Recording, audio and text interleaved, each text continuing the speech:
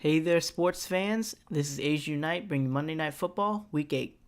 Last week I predicted that the Giants would beat the Vikings 31-26, and I greatly overestimated both teams' offenses. The Giants actually won 23-7. Both teams looked inept on offense, but the key difference was turnovers. The Vikings had 3 turnovers and the Giants only had 1, and Eli didn't throw any interceptions. Josh Freeman attempted a whopping 53 passes on his debut, but only completed 20 of them. He threw a lot of errant passes and he was constantly getting hit. He looked lost. Worst of all, they abandoned the run, which left Adrian Peterson with only 13 carries. This had to be one of the sloppiest games I ever watched. This week we have the Seattle Seahawks visiting the St. Louis Rams. Now the Seahawks are allowing 282.1 yards a game, which is second best in the league, and they're allowing 190.6 passing yards a game, and also 16.6 points per game, which is third best.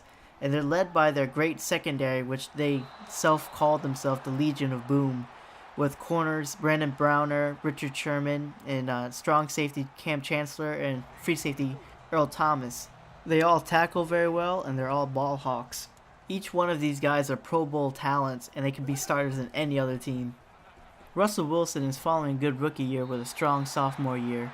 He has a quarterback rating of 97.2, which is 7th best in the league, and he's leading an offense that's averaging 27.3 points a game, which is 5th best, and they're averaging 368.6 yards a game, which is 10th best in the league. And it doesn't hurt when you have a running back named Marshawn Lynch leading the 2nd best rushing attack in the league. I do have some concerns about their offensive line though. Russell Wilson's been sacked 20 times, and he's been flushed out of the pocket, leaving himself vulnerable to a lot more hits. Now on the flip side, it's a lot more concerning for the St. Louis Rams. They lost starting quarterback Sam Bradford to a torn ACL, and while he was having a pretty good year, it's not like they were very great with him. Now backup quarterback Kellen Clemens has to step in, and he's got a lot of young receivers and a lot of running backs he has to work with, including rookie receiver Tavon Austin, who's pretty much been non-existent.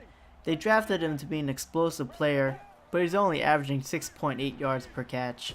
The matchup that the Rams do have to take advantage of is the offensive line. Chris Long and Robert Quinn have to take advantage of offensive tackles Michael Bowie and Paul McQuiston. In the end, I think the Seahawks will win 31-14. The Rams are allowing 126.4 rush yards a game, and that's 3rd worst. And against the Seattle Seahawks, I think that's not going to be good. And while last game, when the Seattle Seahawks visited the Rams, Russell Wilson threw 3 interceptions, I don't think that's going to happen this year. In the last 16 matchups against the Rams, the Seahawks are 14-2, and I don't think that trend's going to change anytime soon. I hope you enjoyed my prediction and analysis, and as always, stay classy.